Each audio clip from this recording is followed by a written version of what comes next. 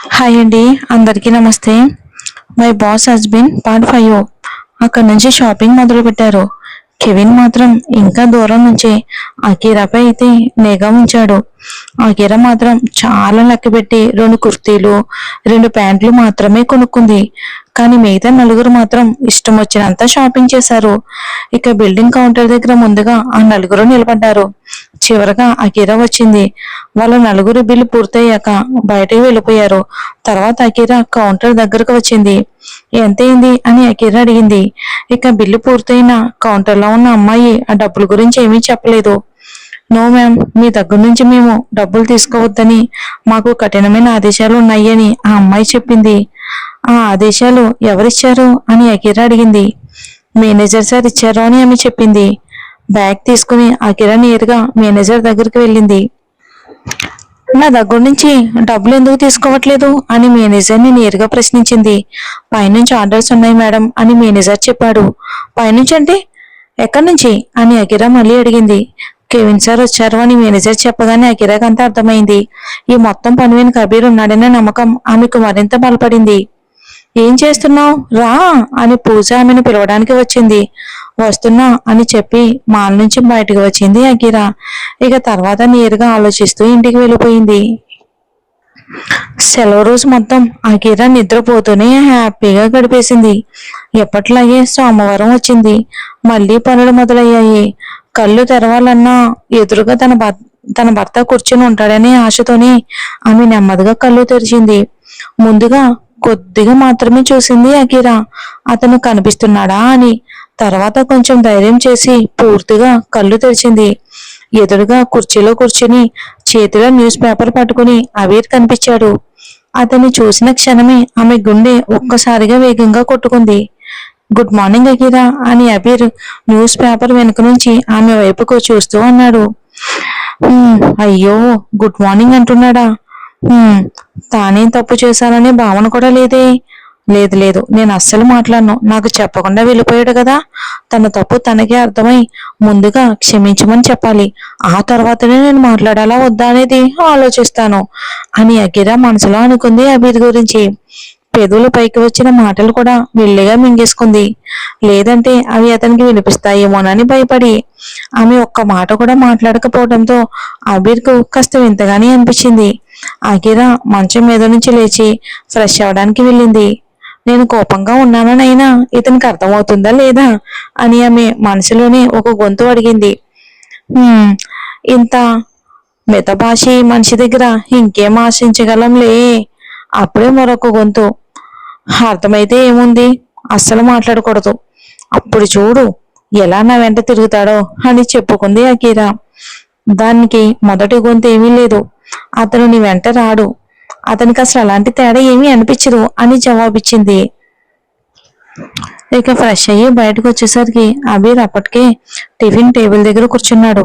ఇతను నిజంగానే ఏమాత్రం తేడా అనిపించడం లేదు అని అకీరా ఎప్పట్లాగే తనలో తానే మెల్లగా గొనిగింది. అప్పుడు అబీర్ ఎప్పట్లాగే ఆమె మెల్లిగా చెప్పుకున్న మాటలు విన్నాడు. ఏమైనా కావాలా అకీరా అని అడిగాడు. కానీ ఆమె మాత్రం ఒక్క మాట కూడా మాట్లాడలేదు. అసలు ఏమైందో అబీర్కు ఏమాత్రం అర్థం కాలేదు. అంతలో లిల్లీ అంటే ఇద్దరికి టిఫిన్ వడ్డించింది. అకీరా నిశ్శబ్దంగా టిఫిన్ చేసి బయటికి వెళ్ళిపోయింది. అకీరా అని అబీర్ పిలిచాడు. కానీ ఆమె మాత్రం ఒక్కసారి కూడా వెనక్కి తిరిగి చూడలేదు. అకీరా, ఒక్క నిమిషం ఆగు అని మళ్ళీ పిలిచాడు. కానీ అప్పటికే ఆమె కనిపించకుండా వెళ్ళిపోయింది. అబీర్ వెంటనే తన కారు దగ్గరకు వచ్చాడు. అక్కడ కెవిన్ అతని కోసం ఎదురు చూస్తూ కూర్చున్నాడు. కెవిన్, అకీరా నాపై కోపంగా ఉందా అని అబీర్ అడిగాడు. అది నాకెలా తెలుస్తుంది బాస్ అని కెవిన్ బదులిచ్చాడు. నీకు భార్య ఉంది కదా అని అబీర్ అడిగాడు. ఉంది బాస్, కానీ మీకు చాలా అమాయకమైన భార్య దొరికింది. మా ఆవిడకు కోపం వస్తే చేతికి ఏది దొరికితే అది నాపై విసిరేస్తుంది. ఒకసారి అయితే కత్తే విసిరేసింది. ఆ రోజు నిజంగానే చావు చాలా దగ్గరగా చూశాను సార్ అని కెవిన్ చెప్పాడు. అలా అనుకో, ఆమెమీ అమాయకురాలు కాదు. మేమిద్దరం ఇంకా ఒకరితో ఒకరం పూర్తిగా మనసు విప్పి మాట్లాడుకునేంత దగ్గర అయితే కాలేదు. మా మధ్య ఆ చనువు వచ్చిన తర్వాత ఆమె కూడా నీ భార్యలాగే ప్రవర్తిస్తుంది అని అబీర్ అన్నాడు. బాస్, మీరు నాతో పోల్చలేరు. నన్ను చూడండి, నేను ఎంత మాట్లాడతానో మీరు అంత తక్కువగా మాట్లాడతారు. నేను ఎంత బలిషంగా ఉంటానో మీరంత పరిపక్వంగా ఆలోచిస్తారు. చిన్న వయసులోనే మీరు పెద్ద వ్యాపారవేత్త అయ్యారు. నేను మీకంటే పెద్దవాడినైనా సరే మీ అసిస్టెంట్ గానే ఉన్నాను. మన ప్రవర్తన వల్లే వాళ్ళ ప్రవర్తనకు కారణమవుతుంది అని కెవిన్ అతనికి వివరించాడు. అని మాత్రమే అన్నాడు అబీరు. ఇక ఈ రోజు తన మాటల కోట అంతటితో పూర్తయిపోయిందన్నమాట. అతను మళ్ళీ మౌనంగా ఉండడాన్ని చూసి కెవిన్ కూడా నిశ్శబ్దంగా ఉన్నాడు. కొద్దిసేపటికి కారు ఆఫీస్ ముందు ఆగింది. దానిలో నుంచి అబీర్ రాయ్ సింగానియా తనదైన డీవీతో దిగాడు. అకిరా అప్పటికి ఆఫీస్కి వచ్చింది. అక్కడ ఆ నలుగురు అల్లరి అమ్మాయిలు పాపం ఆనంద్ను బాగా ఆటుపట్టిస్తూ ఉన్నారు. ఆనంద్ సార్ నిన్నంత తొందరగా ఎందుకు వెళ్ళిపోయారు అని పూజ అడిగింది. ఇక డమ్ డమ్ డుమ్ అని ఏదో అంటూ ఆర్తి వెనక నుంచి పెద్ద పెద్ద డబ్బుల శబ్దాలు చేస్తూ ఆట పట్టించింది ఆనందిని. పూజ మనీష ఇద్దరు కిలకిలా నవ్వారు. ఆనంద్ ఎందుకు అక్కడి నుండి పారిపోయాడో మధుర వాళ్ళకు ముందే చెప్పేసింది. మీరు నిజంగానే చాలా చెడ్డ అమ్మాయిలు. ఇక్కడ నా గుండె అక్షరాల మొక్కలైపోయింది. మీరు మాత్రం నా పరిస్థితిని చూసి నవ్వుతున్నారు అని ఆనంద్ ముఖం చిన్నబుచ్చుకుని అన్నాడు. ఏమైంది? మీ గుండె ఎందుకు పగిలింది అని ఆర్తి అడిగింది. నేను నకిరా ఫోన్లో హస్బెండ్ అని సేవ్ చేసిన పేరు చూశాను అని ఆనంద్ అన్నాడు. అతని ముఖం పూర్తిగా మాడిపోయింది. అయ్యో, అదేమో మీరు సరిగ్గా చూడకపోయి ఉంటారు అని పూజ అంది. ఆ కిరాకు ఇలా ఒక్కసారిగా పెళ్లి ఎలా అయిపోతుంది అని అనుకుంది. కాదు కాదు, నేను చాలా స్పష్టంగా చూశాను. కానీ నాతో ఒక్క మాట కూడా చెప్పకుండా అలా ఎలా పెళ్లి చేసుకుంది? కనీసం నాకు ఒక్క అవకాశమైనా ఇవ్వాల్సింది కదా అని ఆనంద బాధగా అన్నాడు. ఆమె తన జీవితంలో లేకపోవటం అతనికి మళ్ళీ మళ్ళీ బాధను కలిస్తుంది. ఎంతైనా సిన్సియర్గా లవ్ చేశాడు కదా. ఆమె కోసమే 30 ఏళ్లు దాటినా ఇప్పటి వరకు పెళ్లి చేసుకోకుండా ఎదురు చూస్తూ ఉన్నాడు. ఒక్క నిమిషం, నేను నేతాకు ఫోన్ చేసి అడుగుతాను. ఎలా ఆనంద్ సార్ గుండె పగిలిపోతూ ఉంటే ఎలా చూస్తూ ఉంటాం? ఆగండి అని ఆర్తి ఫోన్లో నేత నెంబర్ వెతుక్కుంటూ ఉంది. అవును, చేయి. ఇక అప్పుడు అసలు విషయం ఏంటో తెలిసిపోతుంది అని మధుర అంది. ఆకిరా తనకి ఎప్పటి నుంచో వదునుగా నిచ్చేసింది. హలో నీత అని ఆర్తి అడిగింది. సాధారణ కాల్ కలవకపోవటంతో వాట్సాప్ కాల్ చేసింది. అవును, నేనే నీత. చెప్పు ఆర్తి అని నీత అంది. ఆమె దగ్గర ఆర్తి నెంబర్ ముందే సేవ్ అయి ఉంది. నీత, ఒక విషయం అడగాలి అనుకుంటున్నాను. నీకు ఇప్పుడు సమయం ఉంటేనే అని ఆర్తి అంది. అయ్యో, అడుగు ఆర్తి. ఏం అడగాలనుకుంటున్నావో చెప్పు, నేను ఖాళీగానే ఉన్నాను అని నీత చెప్పింది. ఇక అమర్ పని కోసం బయటికి వెళ్ళాడు. వాళ్ళు మళ్ళీ భారతదేశానికి రావటానికి ఇంకా 2 వారాల సమయం ఉంది. ఆ కిరాకి పెళ్లి కుదిరిందా అని ఆర్తి నేరుగా ఇక అడిగేసింది. పెళ్లి అయిందా అని అడగకుండా ఇండైరెక్ట్ గా అడిగింది. పెళ్లి కుదిరిందా? లేదురా, అలా ఏమీ కుదరలేదు. ఇప్పటి నుంచి మంచి వరుడు కోసం చూస్తూనే ఉన్నాము. నీకు తెలిసిన ఎవరైనా మంచి అబ్బాయి ఉంటే చెప్పు. కానీ నిజంగా మంచి అబ్బాయిని చెప్పాలి. ఆ కిరాకు కూడా బాగా సరిపోయేవాడై ఉండాలి అని నేత అంది. అమర్ స్నేహితుడి విషయానికి కూడా ఆ కిరా ఇంకా అంగీకారం చెప్పలేదు. ఇక అందుకే వాళ్ళిద్దరూ ఇంకా మంచి వరుడు కోసం వెతుకుతూనే ఉన్నారు. సరే అని ఆర్తి చెప్పి ఫోన్ పెట్టేసింది. అక్కడున్న అందరూ ఆమె వైపు సమాధానం కోసం ఎదురు చూశారు. ఆర్తి మాత్రం ముఖం కాస్త గంభీరంగా పెట్టుకుంది. ఆమె ఎలా ఉండటంతో ఆనంద్ ముఖం ఇంకా దిగులుగా మారిపోయింది. అమ్మ తల్లి, ఇప్పుడు చెప్పు, ఇంకెంత సస్పెన్స్ పెడతావు అని మధుర బతిమాలుతూ అంది. ఎందుకంటే నిన్నటి రోజు మొత్తం ఆనంద్ ఏడుస్తూనే ఉన్నాడు పాపం. ఆ కిరా పెళ్లి అని ఆర్తి కావాలని మాట మధ్యలో ఆపేసింది. అయ్యో, త్వరగా చెప్పు అని మధుర అంది. ఆ కిరా పెళ్లి అని మళ్ళీ అదేలా సగం మాట చెప్పి ఆగిపోయింది ఆర్తి. అయ్యో ఆర్తి, ఇంక సస్పెన్స్ చాలమ్మా. పాపం ఆనంద్ సార్ ముఖం చూడు, ఇంకో క్షణంలోనే పెద్దగా ఏడుస్తారు అని పూజ విసుగ్గా అంది. ఆ కిరాక్ ఇంకా పెళ్లి కాలేదు అని ఆర్తి ఆనందంగా చెప్పింది. అంతే, ఆనంద్ ముఖం ఒక్కసారిగా వెలిగిపోయింది. అతని కళ్ళల్లో ఆనంద బాష్పాలు మెరిచాయి. అకిరాపై ఉన్న ప్రేమ మాత్రం మరింత పెరిగింది. ఆమె ఫోన్లో హస్బెండ్ పేరుతో ఎవరి నెంబర్ సేవ్ చేసి ఉందో తెలుసుకోవాలన్న ఆసక్తి కూడా అతనికి లేకపోయింది. అటువైపు అకిరేక తన డెస్క్ దగ్గర కూర్చుని పనిలో పూర్తిగా మునిగిపోయింది. ఇక్కడ విషయాలు ఏమీ తెలియదు. ఈ 5గురు ఏం మాట్లాడుకుంటున్నారో ఆమెకి ఏమాత్రం తెలియదు. తన పని మీదే పూర్తిగా దృష్టి పెట్టింది. ఆనంద్ మాత్రం ఆమె వైపుకు ప్రేమగా చూస్తూనే ఉన్నాడు. సారీ జాను, నీ మీద అనుమానం పెట్టుకున్నాను, నన్ను క్షమించు అని మనసులోనే అనుకున్నాడు. ఆనంద్ సార్, ఇప్పుడు ఆమె పూర్తిగా మీదే. ఈ సంతోషంలో మధ్యాహ్నం మాకు పార్టీ ఇవ్వాలి అని ఆర్తి అంది. అతన్ని బాగా ఖర్చు పెట్టించాలని ఆలోచనతో అందరూ ఎదురు చూస్తున్నారు. అవును ఆనంద్ సార్, పార్టీ కావాలి, అది కూడా చిన్నది కాదు, బ్లూ హెవెన్ హోటల్లో పెద్ద పార్టీ అని మనీషా అంది. నిన్న ఆనంద్ మధ్యలో పారిపోవటంతో వాళ్ళకే పెద్ద బిల్లు పడింది. ఇప్పుడు అది అతని దగ్గర నుంచి వసూలు చేయాలి కదా. సరే సరే, ఇస్తాను, అఖిల కోసం ఏదైనా చేస్తాను. మధ్యాహ్నం పార్టీ ఖాయం. ఇక అందరూ పనులు పడండి, లేదంటే మనల్ని ఆఫీస్ నుంచి బయటకు పంపించేస్తారు అని ఆనంద్ అన్నాడు. అందరూ తమ తమ పనుల్లో నిమగ్నమయ్యారు. అంతలో అఖిరాకు నీత నుంచి ఫోన్ వచ్చింది. హలో అఖిరా, ఎలా ఉన్నావు? నేను ఇక్కడికి వచ్చినప్పటి నుంచి చూస్తున్నాను, నీకు నా జ్ఞాపకమే రావట్లేదే, ఏంటి? కొత్త స్నేహితురాలు దొరికిందా, లేక కొత్త స్నేహితుడు దొరికాడా అంటూ నీత బడబడా వాగడం మొదలుపెట్టింది. ఒక్క నిమిషం ముందు ఊపిరి పీల్చుకో అని అకిరా నవ్వుతూ అంది. ఎందుకంటే నీత ఆగకుండా పరిగెత్తే రైలులా మాట్లాడుతుంది. ఆర్తి నుంచి నాకు ఫోన్ వచ్చింది. అకిరా పెళ్లి చేసుకుందా అని నన్ను అడిగింది. నేను లేదు అని చెప్పేశాను అని నీత చెప్పింది.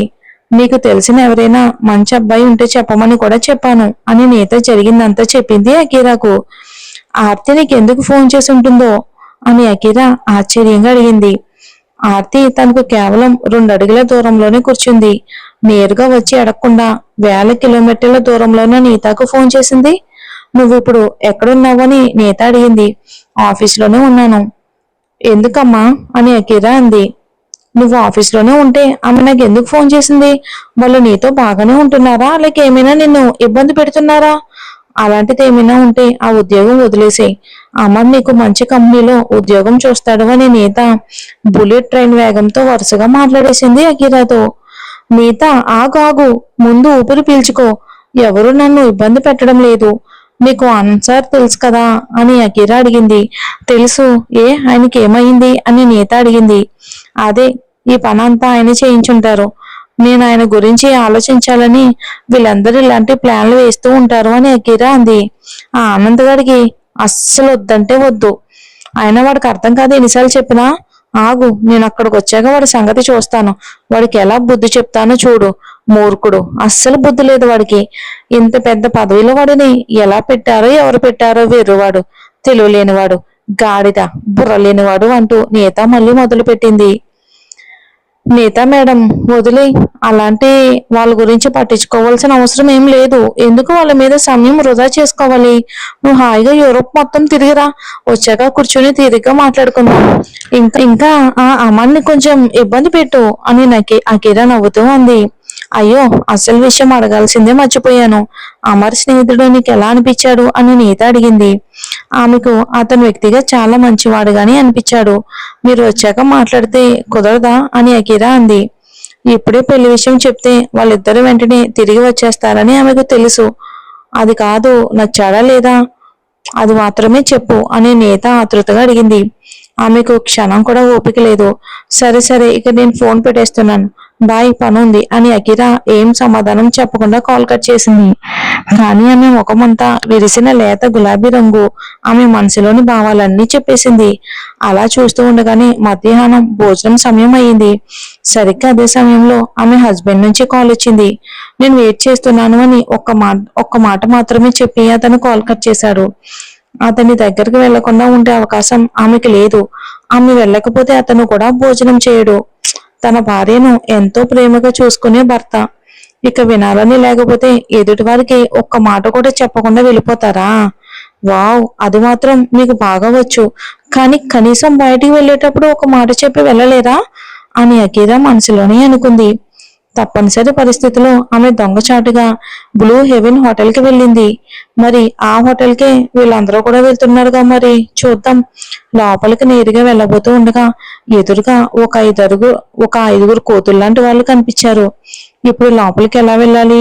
అబీర్కి ఫోన్ చేసి చెప్తే ఆయన వచ్చి తీసుకెళ్తారు. ఇప్పుడు నేనేం చెయ్యాలి? లోపలికి ఎలా వెళ్ళాలి అని ఆమె టెన్షన్ పడింది. తను అబీర్తో మాట్లాడడం లేదన్న విషయం కూడా ఆమెకు గుర్తుంది. ఇప్పుడు ఏం చెయ్యాలో, ఎలా లోపలికి వెళ్లాలో ఆమెకు అర్థం కాలేదు. హోటల్ ప్రాంగణం కూడా చాలా పెద్దది. ఏదైనా వెనుకదారి వెతకాలంటే దాదాపు 1.5 నుంచి 2 కిలోమీటర్లు నడవాల్సి వచ్చేది. అంతలో వెనక నుంచి కొంతమంది కాలేజ్ అబ్బాయిలు అమ్మాయిలు గుంపులుగా వస్తూ ఉండడాన్ని చూసింది. వెంటనే వాళ్ళ మధ్యలో కలిసిపోయింది. వాళ్ళతో కలిసి లిఫ్ట్ వరకు వెళ్ళింది. అబీర్కు ప్రత్యేక లిఫ్ట్ ఉండడంతో ఆమెకు అది ఉపయోగపడింది. అక్కడ నుండి పరిగెత్తుకుంటూ వాళ్ళ ప్రైవేట్ రూమ్ లోకి వెళ్ళింది. లోపల అబీర్ ఆమె కోసమే ఎదురు చూస్తూ కూర్చున్నాడు. ఆమె రాగానే లిల్లీ ఆంటీ వెంటనే ఇద్దరికి భోజనం వడ్డించడానికి ముందుకు వచ్చారు. అకిరా వైపు కొంచెం అసంతృప్తిగా చూశారు. ఎందుకంటే అబీర్ ప్రతిరోజు ఆమె కోసం ఎదురు చూస్తూ ఆలస్యంగా భోజనం చేస్తున్నారు. అది వారికి అస్సలు నచ్చడం లేదు. భోజనం అయిపోయిన అకిరా ఎప్పట్లాగే తొందరగా వెళ్ళిపోలేదు. అక్కడే కూర్చుంది. అది అబీర్ గమనించాడు. ఏమైనా సమస్య ఉందా అని అడిగాడు. కెవిన్ సార్, నా సహోద్యోగులు వెళ్ళిపోయారో లేదో ఒకసారి చూసి చెప్తారా అని అకీరా అబీరా వైపుకు చూడకుండా కెవిన్ ను అడిగింది కావాలని.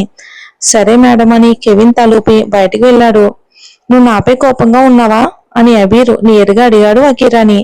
అకీరా మాత్రం ఒక్క మాట కూడా మాట్లాడలేదు. అకీరా, ఇటు నా వైపుకు చూడు అని అబీర్ అన్నాడు. కానీ అకీరా ఏమాత్రం కదలలేదు. అతని వైపుకు చూడలేదు కూడా. నేనేమైనా నీతో తప్పుగా ప్రవర్తించానా అని అతను అడిగాడు. తాను ఏ తప్పు చేశానో అతనికి నిజంగానే అర్థం కావట్లేదు. మేడం, వాళ్ళందరూ వెళ్ళిపోయారు అని కెవిన్ వెంటనే చూసొచ్చి చెప్పాడు. కానీ అబీర్ మాత్రం అతని వైపుకు కోపంగా చూశాడు. ఇంత త్వరగా వచ్చి చెప్పాల్సిన అవసరమా అని అతనికి అనిపించింది. అకీరా ఒక్క క్షణం కూడా ఆగకుండా వెంటనే పరిగెత్తుకుంటూ ఆఫీస్ వైపుకి వెళ్ళిపోయింది. కెవిన్, నా భార్య నాపై ఎందుకు కోపంగా ఉందో తెలుసుకోవాలి అని అబీర్ అన్నాడు. బాస్, ఆ కారణాన్ని మీరే స్వయంగా తెలుసుకోవాలి. మీరు అలా చేస్తే మేడంకు చాలా సంతోషంగా ఉంటుంది అని కెవిన్ చెప్పాడు. అతనికి మాత్రం నవ్వు ఆపుకోవటం కష్టంగా ఉంది. భార్య కోపానికి కారణం వెతకమంటే అంత ఈజీనా వెతకడం అంటే? సరే సరే అని అబీర్ అన్నాడు. ఇప్పుడు అతని ముందున్న పెద్ద పని ఒకటే, తన భార్య కోపానికి అసలు కారణం ఏమిటో తెలుసుకోవటం. మరి తదుపరి భాగంలో